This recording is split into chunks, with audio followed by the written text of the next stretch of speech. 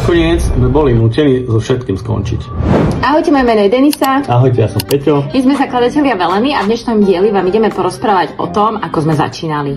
Celý príbeh sa začal v roku 2011, keď sme sa po 6 rokoch vrátili z Čiech domov. Ja som ten čas strávila v Prahe na vysokej škole. A ja som 6 rokov pracoval pri Prahe, pozdravujem Mnichovo Hradište. No a počas toho, ako som bol v Čechách, tak okolo roku 2006-2007 začalo kvaskovanie. Som s tým začal aj ja, začal som navštevovať obchody, kupovať si rôzne múky.